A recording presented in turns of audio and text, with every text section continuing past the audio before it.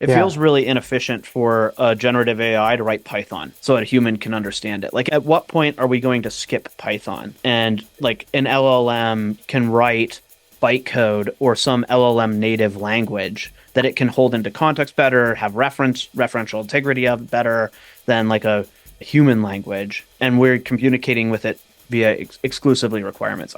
That seems like a natural progression of the field. Hey, I'm Dhillon, your host. Today on your AI injection, I'll be talking to Austin Vance, CEO of Focused Labs. Austin, thanks so much for coming on.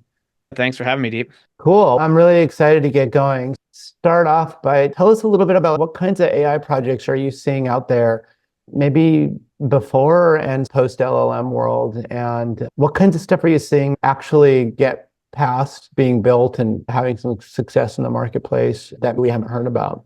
One of my favorite AI projects that we've been working on for a little while now has been this one that I don't know how I would have used traditional software to solve. I think a lot of Yeah, times we see like AI as a feature flag, or it's like a marketing tool. Like we use yeah. AI, but it's really just a chatbot or something you could use. It's like a wrapper over OpenAI. This one is really cool. It's a company called Hamlet, a customer of ours. They use large language models to watch city government meetings, think planning commission meetings, county level meetings, and then pull out decisions happening in real time and then provide transparency to local governments, real estate developers, or political action committees. Some of the stuff that could have never happened is starting to understand how a city council member changes their views over time after hearing commentary from constituents, or even just identifying speakers out of a YouTube video that is C-SPAN style. The camera's way over here and Yeah. the people are talking, the audio kind of sucks. It's been a really cool project that I don't think we could have done until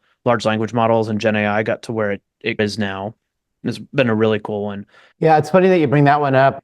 I have a theory on all of the meeting time saving apps that came out post COVID. Everybody's getting sick of being in Zoom meetings Yeah. during Oh, COVID. 100%. And so, like, we actually helped a pretty awesome note taker company do something very similar, like automatically extract action items from a meeting.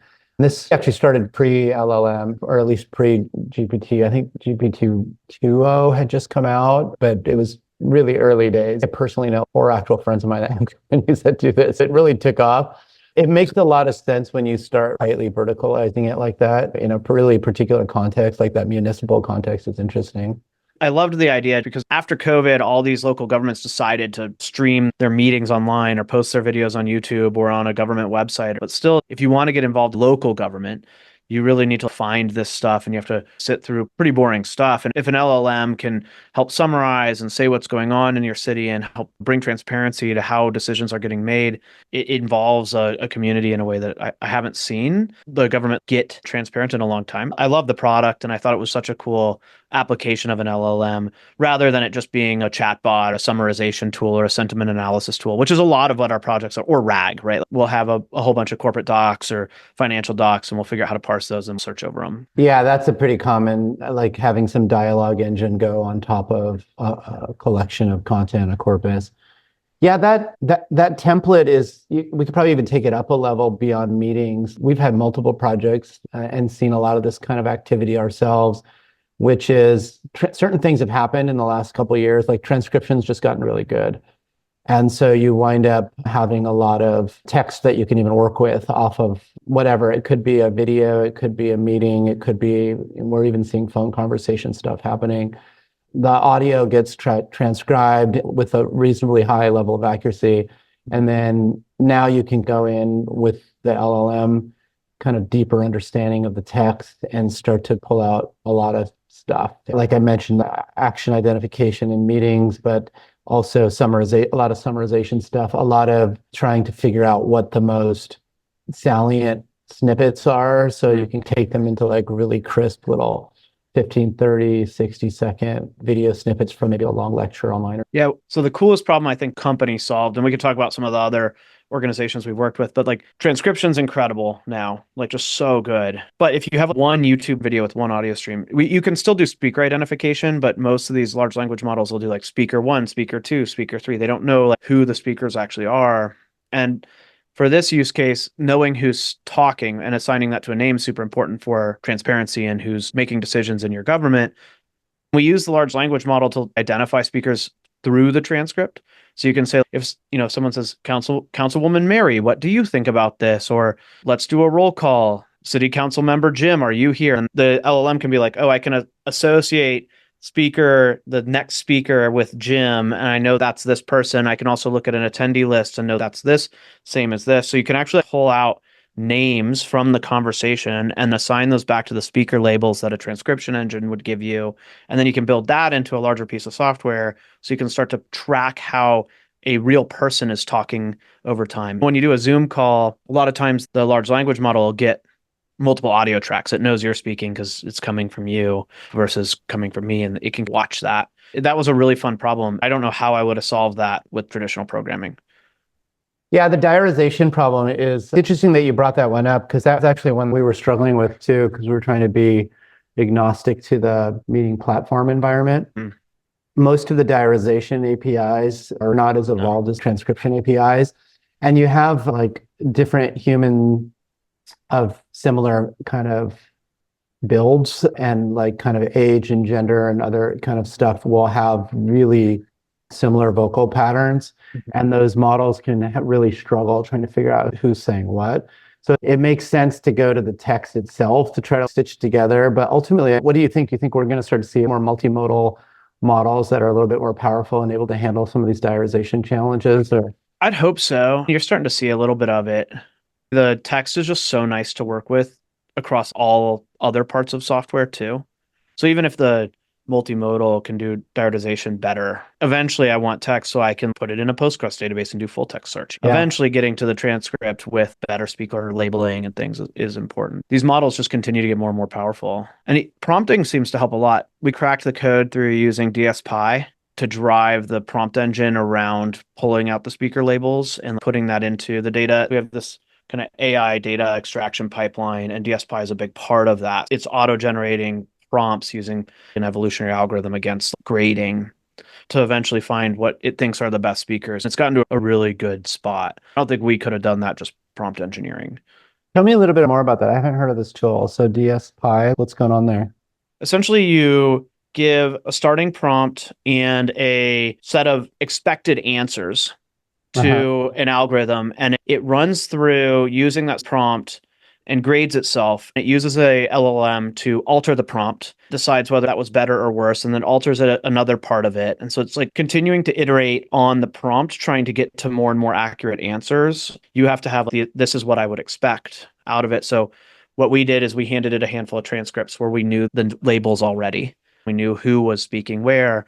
And as it iterated on the prompt grew from ours was probably a paragraph to a fairly significant look for when someone identifies by saying Mrs. Chairman or identifies by role. And it was like adding that stuff into the prompt itself until it eventually got really substantial. And when you were done, did you find that you wound up with the prompt you wanted and you can use it in all contexts? Or did you find that you needed that adaptive iteration in different contexts in the runtime environment? In this case, we found a prompt that worked really well until we changed models. Like the models have enough variance that we rerun the DSPy algorithm if we switch from, Sonnet to GPT-4o or something like that. It's an interesting concept. It's a learning process for prompt optimization. That makes a lot of sense. It seems like a natural thing that's starting to happen with the newer models. They're starting to build a lot of that into the models.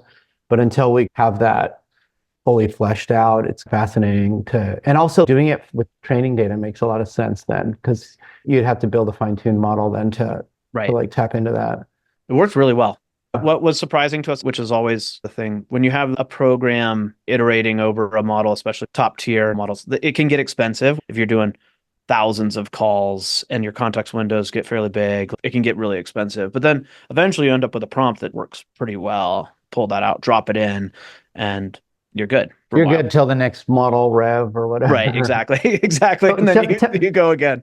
Yeah. Tell me about this. Is a landscape that's just changing so fast, right? There's so much going on. And I noticed some of your projects are doing a lot of, you mentioned RAG models too. Now that the whole landscape's changing, you have the assistance API that's taking a lot of that RAG model details out and black boxing it, making it easier to use, but more opaque. What's it like from your vantage dealing with just the rate of change? And it's no longer just an open AI only world. There's Claude, there's Gemini, there's just a lot of stuff going on. How do you guys stay on top of developments? How do you react to them? How do you deal with the fact that whatever you built 8 months ago is probably not how you would do it today?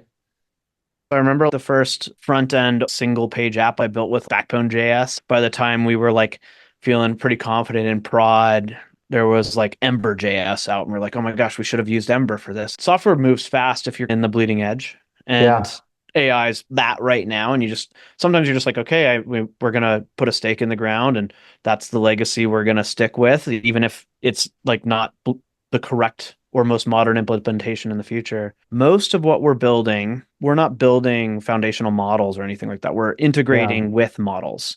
So if you can follow good software practices, like I will decouple myself from the integration by building adaptive paths using abstraction. And if I can have good testing and accuracy analysis built into my deployment processes, then actually switching the models out becomes fairly trivial. And you have some if you have some eval process built into your continuous integration, you can swap a model and it can say, oh, you eval worse with this new model, just go back. And it shouldn't be worse. Okay, let's spend some time on that. Or actually, Sonnet and GPT-4o are just like the same in this case. So we'll just stick with the one we know. We've been using a lot of good software development abstraction and writing code to make it better. The eval stuff is a little different because of the non-deterministic portion of it. Maybe why don't we pull on that thread a little bit? Because I've found that to be a challenging scenario. Traditionally, with machine learning, you define a ground truth data set and you have some kind of distance metric, some way of determining whether or not you hit a target variable correctly. That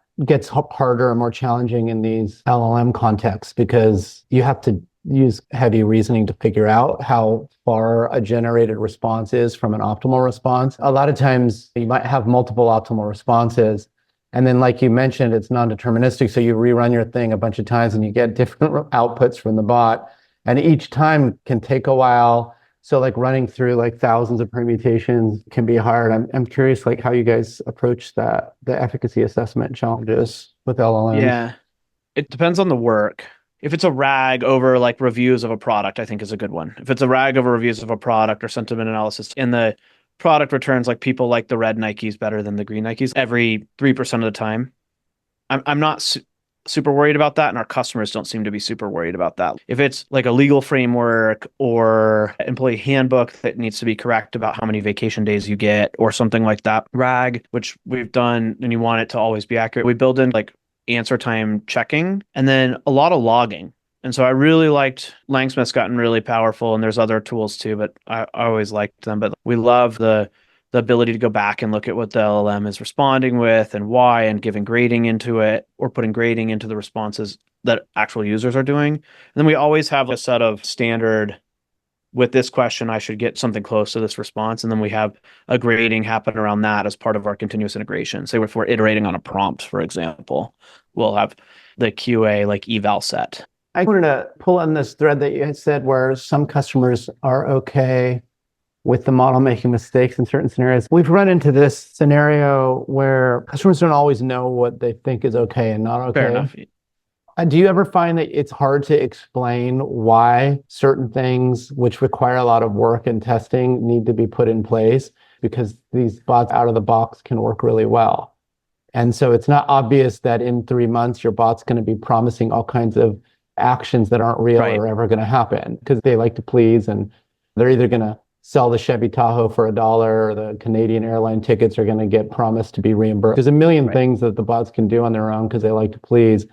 You get a little bit of bandwidth for them to look at a few results and then they look at them and they're like, looks good, ship it. And you're like, yeah, that's not representative of the millions of results that are going to come in and the anomalies you're going to see. Yeah, How do you deal with that? It's not a solved problem, that's for sure. And I don't know if there's a silver bullet. In some cases, like there's just deep human in the loop cycles. That's the answer still. And over the last 2 years of us doing some of these kind of more complex retrieval applications or LLM based applications, the human in the loops have gotten less, but there's still a human doing something. I don't know if I would be comfortable today selling my services to build a chatbot that could sell a Chevy Tahoe and like actually close that deal. Like you said, it feels like it pleads too much. Like I would want it to give all the correct answers and then kick you over to a rep to close it out. There's a way to set that context up. And one way is to like have it recommend to customer service humans who like send a response over, but usually that gets pedantic pretty fast for at least some subset of the responses that have high confidence. Mm-hmm. But sometimes it's like, it can just be phrased and maybe there's some disclaimer and there's like a way to present it to users so that they know that they're just being given something to think about as opposed to a response. And so that's like another thing that we've seen being used and deployed there. Have a ton of data, don't know where to start? Chat with one of our principal data scientists at xionyx.com. That's XYONIX.com. You'll talk to an expert, not a salesperson. The disclaimer idea is good. I just think customers don't see that disclaimer and think, okay, I'm going to just not trust anything that's here. If the AI is deployed in a way where it's supposed to feel like a full customer service support agent. Yeah. And then you have a little asterisk at the bottom of the chatbot says like everything that this thing says could be a lie. I think customers don't love that. And no, and neither do all government entities. Right. Like I think in Canada, there was a provincial ruling that said, I don't really care. Your bot said that they get their money back, so they get their money back. Right. One kind of call center use case we've seen is instead of presenting the customer information directly, we use real-time listening to the conversation rather than search what's going on. And then it's augmenting context that the customer service rep already has in their head. So they have all this knowledge. They could search CS tool or something like that. But the LLM is doing search, understanding what's going on and presenting them with other relevant information. We have these deals going on. You have this coupon code you could give to them if you want, but judgment is still left to a human. You don't get the like economy of scale where an AI bot could answer millions of calls, right? You get substantially less training requirement into your CS org. You get the ability to move people around a little bit easier, and you start to build a corpus as you're recording and listening to how these things work. You see what your CS people are using as presented. Then you can represent that information more often and stuff like that. Yeah, it's a common pattern that I've been noticing myself. And I'm still trying to wrap my head around like the whole life cycle of it, but there's multiple things going on. Like one thing with that customer service context is just training the customer service people better. So there's like that part of it. There's also, and as a part of training, sometimes like assessing their actual human provided answers against a rubric can be really valuable. I built a system to help. It was basically like a virtual college advisor kind of scenario and talking to students. And so we put it through the humans and took the human responses and benchmarked them against, you got to be empathetic. What was your empathy score? What was your encouragement of autonomy score? And that sort of serves as a nice way to get the human customer service person to think of all the different things that are required for a good response. Whereas if somebody asks a yes/no question in the past, they might have just given a yes/no answer. But if they're being scored on their empathy and their encouragement and some other stuff, they might be like, hey, good job for asking the question. Some of that stuff can actually be really valuable because it teases out more dialogue. I haven't seen this, but you made me think of something. So I worked as a telemarketer in high school for a very short period of time, and it was awful. But I'm sure that wasn't highlighted. It was awful. But one of the things that would happen when you're on the floor, like you're in a little queue and there's like an auto dialer, is like some manager could just like listen in on your call, and then the call would hang up and a person would pop on that wasn't like the next call and it'd be like, oh, I'm your manager. I heard you say this. You were off script here and you should have said this instead. And they just like real-time feedback to you. I wonder, I haven't seen this in the call centers with AI yet, but there is some like real-time feedback potential that I had. It'd be cool to see how that would work. That's a perfect kind of analogy and context. I forgot that I think I saw a movie where they did that. It was wild. It was like the worst job I've ever had. I'm not going to lie, but that's got to feel just so weird. It was soulless. Yeah. Soulless.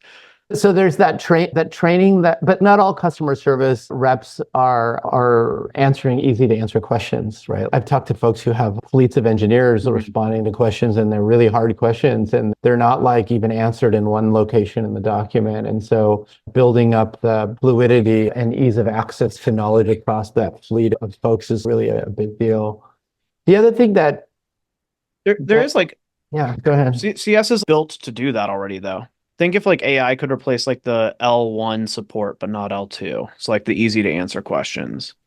When, Right. like support, we all have called, like you call United for help, and then the first person can't help Have you you. tried So this? Have you yeah, tried have you that? tried? Then they move you to the next person, and eventually you get like to someone who has like enough context or system access or something to help you, or you don't need that to go that far, and you're just good. So like maybe AI just like scrapes off that like first kind of surface layer where it's like the probably the lowest paid, the most junior employee, the lowest training required kind of customer support, and it just elevates the human up to the next layer kind of thing. Yeah, which ends up creating like a need for a different kind of a human, right? Because Mhm. then you need a human that's more thoughtful and able to handle more sophisticated scenarios than just look. We say just look up stuff in a bunch of info and like and reason against it. But the truth is, a couple of years ago, that was a hard thing to do. Right. And now, but with GPT 4.0 and with this O1 model, you suddenly have a rather smart entity that's able to do that. So then the question is, maybe this is the question, what do we think that next higher level up is? What are those humans actually uniquely good at that we think that models are going to keep struggling with? And I think about that a lot. Civilization like constantly abstracts like the most expensive or the simplest form of labor. Yeah. But population has always grown, so we've always found jobs for everybody eventually. It might be hard for some people for a little while. I have not seen, even with the O1 models, and who knows, I have not seen them be incredible at reasoning. They like applying real sets of judgment between two good answers, they're not great at. And I do think when you come to customer support and interactions with real people, that comes up a lot. I mean, even in your sales cycles, you might have a customer you really love, they're in a tough spot. They're going to come out of that and you're going to like, okay, I'll cut you a break. We'll keep working with you for a little while. Or a customer support rep is, okay, let me just, I know this is tough. I'm not supposed to do this, but I'll just upgrade you to first class and move it on. And So you're almost talking about those intuition / sixth sense scenarios where that humans can just feel this person's pissed or whatever. Maybe AI can get there eventually, but it's not there now. And it feels like it's pretty far from that. There's a lot more judgment in CS, even it feels 10 years ago, right? Like you'd call a customer support and they had more ability. Now, rather than a mainframe where they can do anything, they have a SaaS app that have a very specific set of credentials and they can't do anything except for say, I'm sorry, sir, I can't do anything here. And so is AI trapped in that place right now? And maybe eventually it gets to the judgment that's further out, but it's funny that you say that because I have the opposite belief. I sat down when O1 came out to figure out like how good is this thing. It took me a while to come up with something that GPT 4.0 was bad enough at, that was objective enough that I felt like I could really assess how well the reasoning has evolved, at least with respect to this particular problem. I've brought this up before on the podcast, so that listeners might get sick of this example, but I was a bit of a math nerd when I was in high school, and I used to go to these like competitions, and I was at this state math competition, and they asked this question, and it's like, using the number 4, you can use any mathematical operator, assemble them such that this particular number is present. So that's the first thing I did. As I said, okay, using the number 4 and any mathematical operator, create it such that the execution of the expression becomes the number 37. And GPT-4, I guess it succeeded in interpreting that I wanted a mathematical expression. It succeeded in thinking that it needed to compute it. It failed at actually adding and subtracting and multiplying some numbers together, which isn't a big surprise. But after I told it, like, yeah, dude, it's not there. Whatever you just said is 26 or 22. And we go back and forth 3 or 4 times, and then it started getting. And I did that with O1, and it gets it right away. And then and then I repeat and I say, okay, you can only use 4 4s. Like you can't use 5 or 6 or 7 or whatever. Like you can use the number 4 times. So 4 plus 4 divided by 4 minus 4 plus 4 factorial, like whatever. This was interesting. Both models failed to actually know that I really wanted you to only use 4 4s all the time. O1 got it most of the time because I made the problem harder next, where I said compose the digits between 37 and 50 or something. So now it has to know, oh, I need to come up with an expression every time. I have to like, and some of these are actually pretty hard. You need to be clever and creative, and you need some square roots and some divisions, you know, Right. and some decimal points. Like it ends up being a bit of an eyebrow bender, even for a human. I would rate L1 as pretty remarkable, and I wouldn't say that just four. I would have said four was remarkable a year ago, but like now I'm spoiled. So Do you think so say you were to pull like Llama or Sonnet and build a chain of thought application using that, you could create the same results? Is it O1 is special, or is it like we've made the LLM be more intentional about how it breaks down and then executes a problem? yeah, I don't know exactly what's in O1, but from what I've read, there's a lot of chain of thought stuff going on. So I'm gonna go out on a limb and say, yeah, probably. At least with respect to 4.0, I was able to coax it, with the exception that it doesn't have a compute engine. So it didn't seem to, it can't seem to add and subtract really basic Right. math it fails at. Whereas I think they must have, with O1, they really spent a lot of energy. Maybe they just, I don't know what they're doing exactly, but if I was them, one approach would be just generate a crap ton of math problems with the chain steps in them, and you're basically teaching it how to add and subtract and all that stuff. Another one would be just to build a symbolic interpreter. So I don't know. Or a code executor, which I found Right, like is a really right. nice way to do that too. They're so Yeah. good at writing code, and if you convince this thing in the back end, it doesn't have to be like to a user. They don't have to see this, but it just writes a bit of code, executes it, and says this. I recognize you're asking me math. We'll just do that as Yeah. a And I in think that Python. might be your approach to getting simulated O1 Yeah. level efficacy on this problem. But I think that in itself brings up a question like, okay, you're the machine learning AI developer. You, in case one, give it slightly ill-formed instructions and it nails it maybe 80%. And in case two, it nails it maybe 20%. And you're forced to like spend some time and kind of hack this prompt or whatever and get it so that it really follows your chain of thought, and you coax it into thinking the problem through properly, the same way our middle school math teacher does with their students. Sometimes I feel like we're building houses of cards. We're building this stuff where you're relying on this big muscle to figure it out. And in the other case, you're putting a little more effort. You understand, as a result of putting that in that effort, you understand the problem better, at least how this thing thinks. And it just feels like there's an inherent trade-off there. I checked out some research. You're clearly a developer, and I am too. Don't you think it's something about it's disturbing? There's something Right? super It seems like we're disturbing. going to have a new generation of the world's most horrible bugs that we're going to have to figure out a whole new way of debugging. It's definitely a tool you have to learn how to use. I hand it to my parents. I'm like, look how cool this is. And they're like, that's cool, parlor trick. And then they move on. I used to say to junior developers or college students going into software development, like, they're like, what should I learn? What should I learn? I'm like, learn how to Google. If you can learn how to do research effectively, you start to learn over a career. If I ask Google certain things in a certain way, I can get the right responses. I'm not getting this website, which doesn't have good answers or has outdated answers. I'm getting this website, which does. Right now, it feels like the LLMs are in that stage. If I learn how to interact as I work my way through it, I learn how to interact with it and I get better and better responses. And it's this tool I lean on. And the first time I use it, it's a parlor trick. And then I build up efficacy with the tool. And then I feel like I can actually do it. And I learn how to drip feed context to it through a conversation versus plow it all out in one message or whatever it is. That I feel like is even more apparent.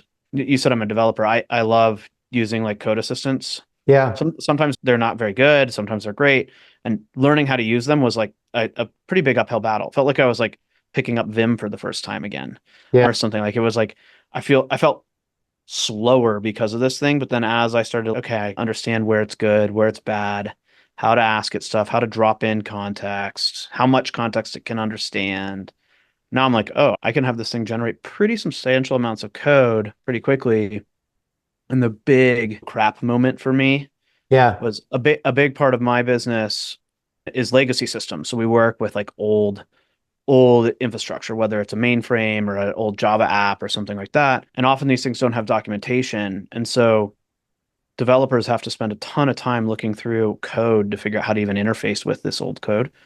Right? Like I could drop in a pretty significant amount of a code base into a large context capable model like Gemini and be like, tell me the API. Like, how do I interact with this thing? Yeah. Oh, it's a SOAP API. We figured that much out. Actually, here's a WSDL. Let me generate a WSDL for you so you can actually start interacting with it. Or it's a RPC API, and here's how you interact with the RPC calls that were built into this legacy system. You're like, oh, wow, that would have taken us weeks before to figure out. And it's just reading code, figuring out, and then we can write against it. It's cool. I think you really honed in on something that I think is a really important point where I feel like I know how to use this stuff pretty well because this is all I've been working with these things really intimately for a while, like yourself. But I'll interact with somebody else and they'll just be like, oh, GPT sucks. And I'm like, wait, what are you trying to do? Oh, I have to give a commencement speech tomorrow. I'm like, okay, what would you do to get your answer? And they're like, I'd say write my commencement speech. I'm like, okay, that seems terrible. Yeah. Of course, you're like, write me about it's going to be the boringest speech ever. And he said, what would you do? And I said, well, here, I'll just do it. And so I looked down and I just said, write a commencement speech as if you were a combination of Sylvia Plath, and then I put in some comedian. And I gave it a little bit more insight. In fact, a little more insight. And I said, and describe why you're making the decisions that you are, but separate that from the actual speech.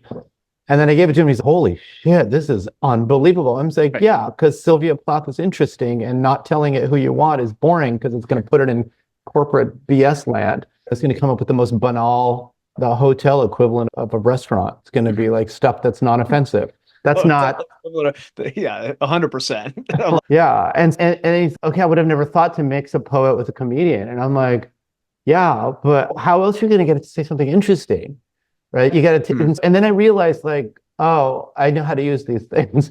Like, yeah, there's like creativity in how we interact with these tools. Yeah. And I'm guessing you've seen people Google stuff and you're like, hold on, let me just Google that for you. Like, I'll show you how to create an effective search that will actually get you an answer. You'll see developers will do it. They'll like copy paste a whole error message in that has like their own path. So it's like /user/Austin Vance. And it's, of course, Google's not going to find that. Like, it's not on the internet. Delete that. The same kind of happens for the LLM. People are like, if I just highlight this, copy paste it in, or I say, write me a blog post about the future of real estate development.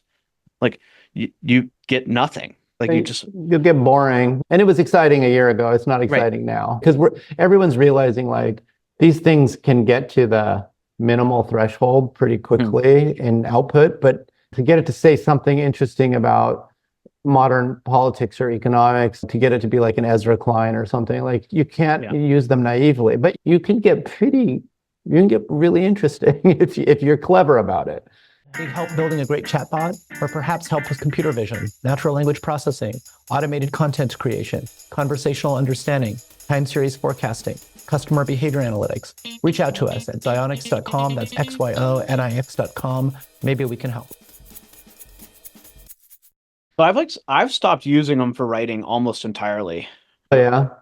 Because even when I ask LLMs to proofread and stuff for me, and maybe my prompts aren't good enough, it feels like they remove any of the edginess of any writing you're trying to do. Like they do that for sure. Yeah, even if you're like, don't change it at all, like just do it. Just don't change anything. Just make sure that it's coherent. And it's coherent to me means don't have a strong opinion, hedge everything you say. And so if you're trying to write something interesting, an LLM's not going to create that, I don't think.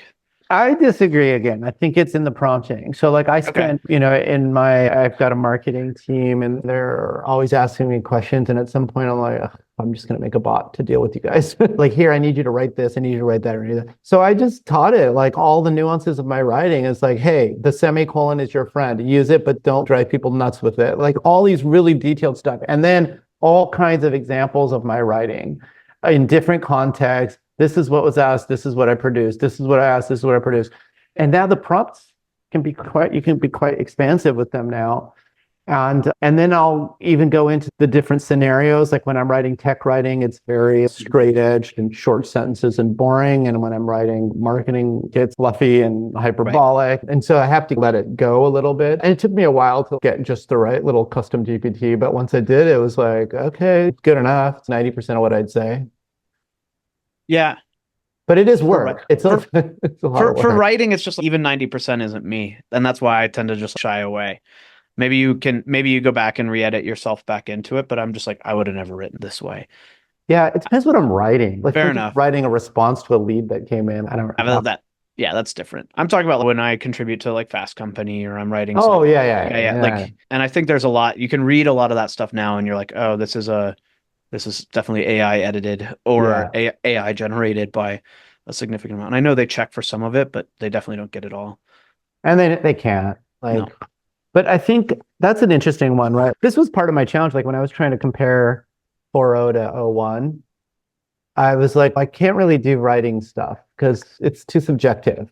It's hard to compare. But if I try to compare it, my problem is I just don't like most other people's writing. I'm really picky with writing. I don't know how to describe it. I'm just super picky with it. I was a creative writing minor in college. And so I got obsessed with writing, and I have a very specific style. So I hear you. Like if I was writing something like a thought piece like that, yeah, I'll use the LLM for outline and brainstorming and having a good conversation about what I want to write about. And I might have it like generate little pieces but my fingers would have been all over it. So I use it like a continuity guide. And so, hey, I might have a draft. I'm like, help me, like, how are my transitions? What's working here? Is there any points that you think are like not founded? And it'll be like, oh, you made this claim and you don't really back it up. Or there's a kind of a jarring transition from this paragraph to that paragraph. And it might have some suggestions. Sometimes I'll use them, sometimes I won't. But that's where I found it to be the most successful. Generating content or even like really even proofreading and editing, they tend to remove too much of me from the content I create. yeah, that's a really good scenario. Like usually what I think of when you said that is both my kids went through this kind of pretty rigorous like writing high school curriculum. Mm. And the thing that was incredibly frustrating to both of them is they almost never got feedback from their teachers, like almost never. And they would write these huge essays and like all this stuff. And the teachers would give them like a score or something and just like maybe a sentence. And I was just thinking like, why are teachers so against LLMs? It makes no sense. You're not giving these kids any feedback at all due to whatever constraints teachers are under. And I get it. They got too many students. But it seems to me like a beautiful use case for an LLM because to at least get some feedback. I remember like doing my thesis, working with my thesis advisor, and then I went into defense. And I just got destroyed. And I was like, how could you have not given me this? How could you have not given me this feedback ahead of time? And I guess it makes sense. I'm writing a 80-page document that has research in it, numbers, and so he's reviewing it, but got other stuff on the mind. And then defense, they sit down and their job is to be hypercritical. Yeah. I would have loved to have had an LLM to like come in. I dropped it in there and the LLM is like ripped me apart too. Like I was like, oh my goodness, this could be so much better now. But yeah, I agree. Like that's the use case I found is awesome for writing at least. And for code, it actually works well too. Yeah, that kind of critique this code scenario. Like how do you feel about this? Is this abstraction at the right level? Could I name this better? I do think there's like a future. I'll talk about this a little bit, but I think there's a future in which programming languages are a human-computer interface or programmer-computer interface. They make it easier for humans to write bytecode. It feels really inefficient for a generative AI to write Python so that a human can understand it. Like, at what point are we going to skip Python? And like an LLM can write bytecode or some LLM native language that it can hold into context better, have referential integrity of better than like a human language, and we're communicating with it via exclusively requirements. That seems like a natural progression of the field. I don't know how you feel about this, but as somebody who's written a lot of code over the years, I've always felt like when I'm talking to another developer or something, I always feel like English is just really inefficient. There's usually a moment where I'm like, this is a dumb conversation. Let's just go look at the code. And to some extent, I feel like, yes, it's not only the only purpose of code is not execution. It's also so we can talk to each other. And so the way you said that's interesting, that it lets us communicate with the bot, with the LLMs about code. Whereas if we were talking in English, we would just be like, I interpreted what you said to mean this. And sometimes it just gets really dumb. I'm sure you've been in some conversations like that where you're like, English doesn't work for this. But you get to like the multimodal, maybe way in the future, maybe it's really close and it'll just show up one day at a product launch. But get to a multimodal world where I don't find myself often saying, let's go to the code when I'm trying to explain something. I'll be like, this conversation is really difficult. I'll say, let's go to a whiteboard.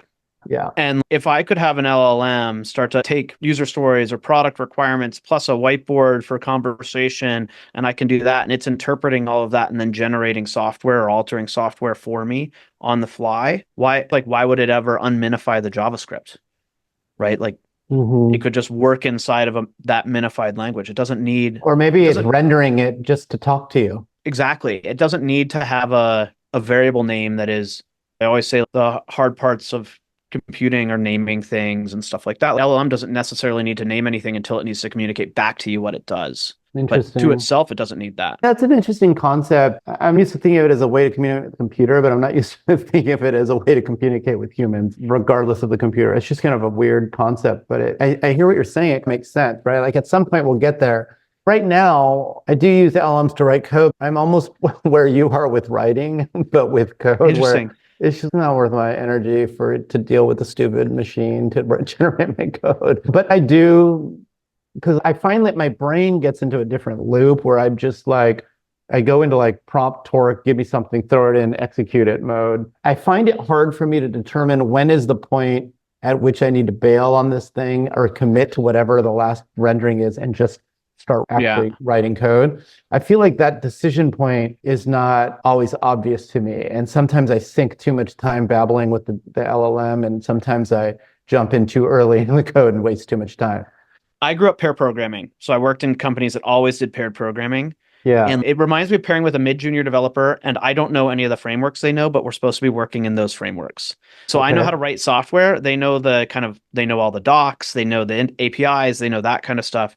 And so we're having a conversation, but I'm only pulling what I want from it. And they might write some code, but then I'm like, okay, let's change it to be this. Like it feels very iterative when I work with versus asking it to generate a whole application or a whole component or something like that. It's my pair. And it's actually really cool as a CEO because I don't get a pair all the time. I'm doing CEO-y things. And so then I can sit down and code, and I have actually like someone to bounce code off of, or something, I guess, not someone, but something to bounce code It's off interesting that you mentioned this idea of like, I can go back and forth on a small thing, because I feel like we do that in both programming and in language, like when we're trying to get it to write well. Like the way I get the LLM to write well is not write this article. It's very broken down into a whole chain of specific things. There's like a multiple dialogues just to understand like what's the concept here. There's a dialogue to figure out what's the kind of rough outline look like.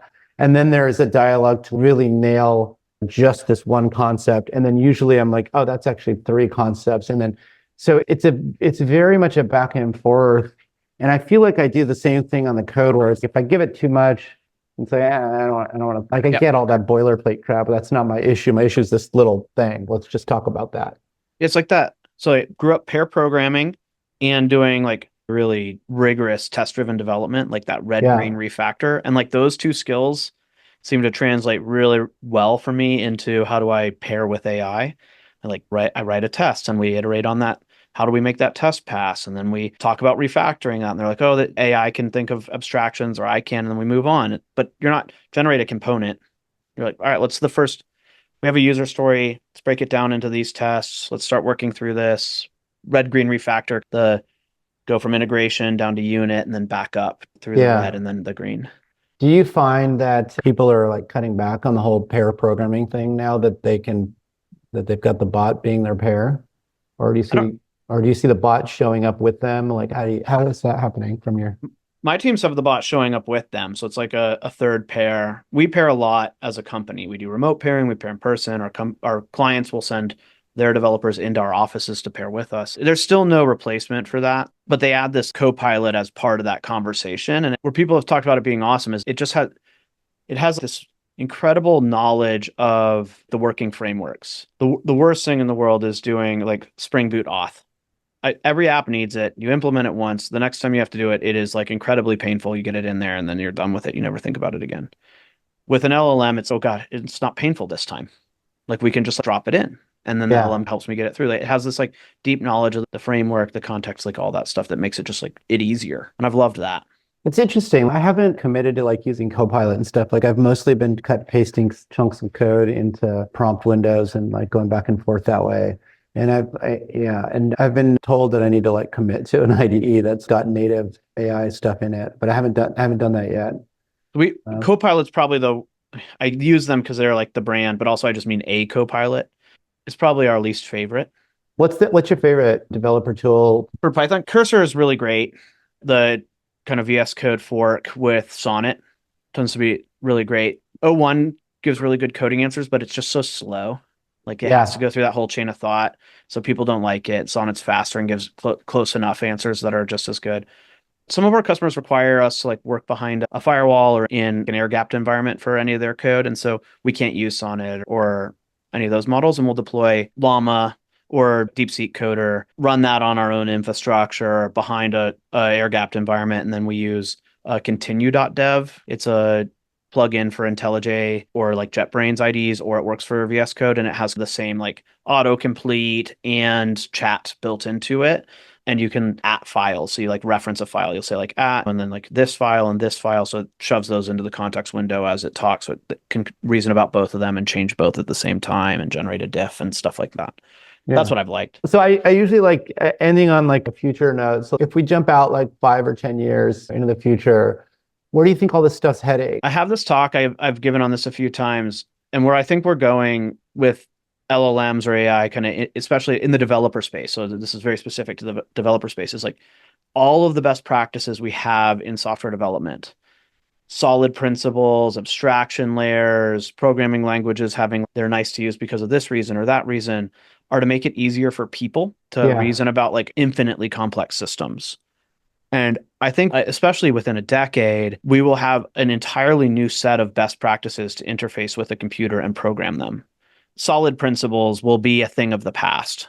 And part of me thinks even now, like 5 years from now, I'll be writing Python, remembering how great Python was, but like in my job, there will be no language that looks like Python anymore. And what do you think it will be replaced with? Just like some like natural language, or? I don't know if it's natural language or a more logic-based language that doesn't have the esoteric syntax and if statements and all the other stuff that it has to exist in a programming language because it's so immalleable. It's something a little more pseudocode oriented, right? Like something. Exactly, or even like a no-code editor where you're dragging and dropping stuff together, where it can generate much more powerful machine code than we can now. Like all the no-code solutions now are pretty bad, but I think they could get substantially better. One quite a related question for that. Like when I rewind, I've been doing this for a while, and 2-3 decades ago, there was this whole hoo-ha about like visual coding environments, and you're going to drag and drop, and you're just going to connect stuff together and make these little circuit diagrammy things, and you're not going to have to deal with all this code stuff. And at some point, it seems every time we come up with this concept, the goal being to get less and less experienced with code folks to interact with this stuff, that the complexity is always still there, and that you still have to have a very programmery mindset to be able to deal with it. Do you think that will be the case in this world, or? I think you'll still have to have like engineer brains manage the complexity and the logic trees and stuff like that. They'll have to take what is like a human, like a PM's requirements or user stories, and turn those into a series of logical decisions. But dealing with complexity and summarizing it is like one of an LLM's like greatest abilities. And so the ability to present a simpler context to a future state programmer is something it could do really well, and present only a picture that's important to them, and then have that continually reveal itself as the programmer kind of instructs a system to do more different things. I still think logic and if this then that will have to exist, but it'll be more pseudocodey. It'll just be like the way we think of. None of us really, very few of us work in machine code or assembly anymore. It's and actually relatively few of us even work in C or manage memory anymore. Like a lot of those kinds of, it feels like we're just going up a layer. Yeah, we're just abstracting. This feels like a big jump up. It does, I think it will be, because it does feel so much more different. Feels like a big jump. The introduction of more memory, more processing power, let us do things like have better languages. Yeah. interact. But this is not a more memory, more processing power. This is a totally different interface in which we can interact with these things. It feels like a really hot PhD topic for a thesis That'd be topic cool. for somebody, right? To just go to design a language that works well with LLMs. That's very high level. That feels interesting to me. And then the other thing we talked a lot about was this whole human in the loop, customer service, all that kind of stuff. Where do you think that is in 5 to 10 years out? That one's tougher for me. There's a tweet I really like by an old friend who's at Grok, and he essentially says the call centers are effectively token factories. Okay. What does that mean? And where like a call center is producing a lot of tokens, like the tokens they produce are like, we have a bunch of knowledge, we have a bunch of people, they're spitting out that knowledge in a relevant way to people, and we're trying to do that at the lowest cost possible. We find geographies and we find lower cost of living areas to create those factories. I think the AI is a new step in that. It's a part of that token factory. Like it generates and pushes out tokens just the same way a lot of low skill labor do, low skill thought oriented labor do. So it's not going to replace a construction worker building a building, but it will. Email-based customer service, I think, very quickly will disappear, or be especially the L1, lowest level of support. Yeah, I think that's the right way to think of it, right? Like we're moving up the chain in human skills that are required. And humans do a lot of things really well that machines are terrible at. Like we can reason off of relatively little information. We can learn off of relatively little information. Like no human competes with an LLM based on reading out the stuff it read, because it read everything and we don't do that. And we're also really good empathy machines. Not all of us, some of us are the opposite. I think that's probably, making somebody feel connected to you. There's so much of that's in the tone and how we interact. But I don't know, part of me feels like I can get the LLMs to be more empathetic than most people I know. It's just, so I don't know. I don't know where it's going. Sometimes I wonder. Thanks so much for coming on. Thank you. This was so fun. Thank you. That's all for this episode. I'm Dhillon, your host, saying check back soon for your next AI injection. In the meantime, if you need help injecting AI into your business or project, reach out to us at xionyx.com. That's XYONIX.com. Whether it's text, audio, video, or other business data, we help all kinds of organizations like yours automatically find and operationalize transformative insight.